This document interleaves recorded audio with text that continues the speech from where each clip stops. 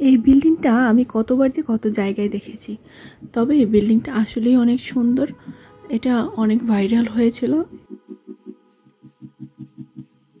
আমি আজকে গিয়েছিলাম অহনা ডাইনার রেস্টুরেন্টটিতে। রেস্টুরেন্টটি ধানমন্ডির একটু ভিতরে অবস্থিত, তো যেতে একটু টাইম লেগেছিল আমাদের। তো এটা মিনি মালয়েশিয়ান ফুড পাওয়া যায় এখানে, যত রকমের সি ফুড বলো এখানে পাওয়া যায়। তো এই উদ্দেশ্যেই যাওয়া হয়েছিল আমার। তো মেনুগুলো দেখাচ্ছি আমি। তো তার আগে বলে দিচ্ছি রেস্টুরেন্টটা খুবই সুন্দর।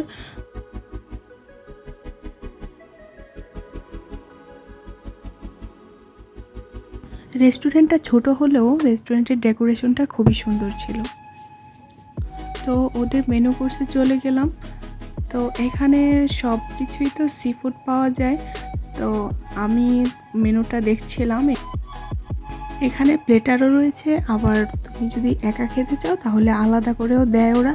তো রেস্টুরেন্টটা নতুন হওয়ার জন্য এখানে প্রাইসটা একটু এক্সপেন্সিভ।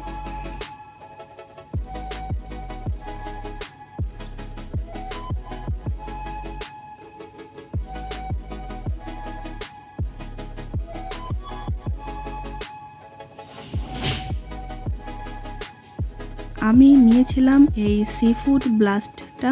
এটার মধ্যে রয়েছে কাঁকড়া এবং অক্টোপাস এবং squid.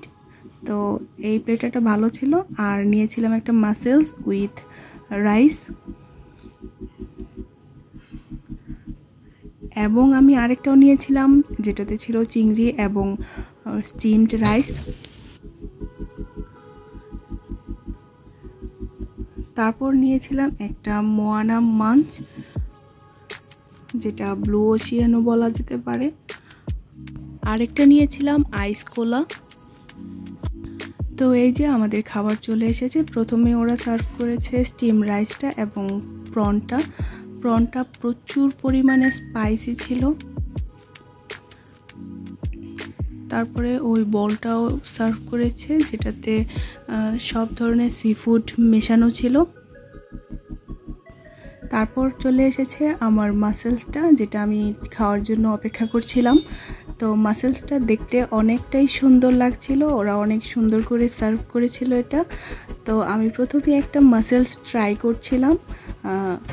It's too much spicy but it is too good.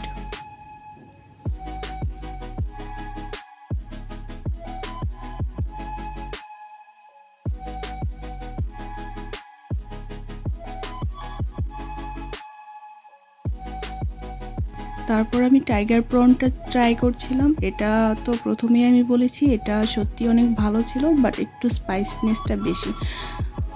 আর এটার কথা কি বলবো, এটা খেয়ে তো আমার চোখ দিয়ে জলই এসে পড়েছে।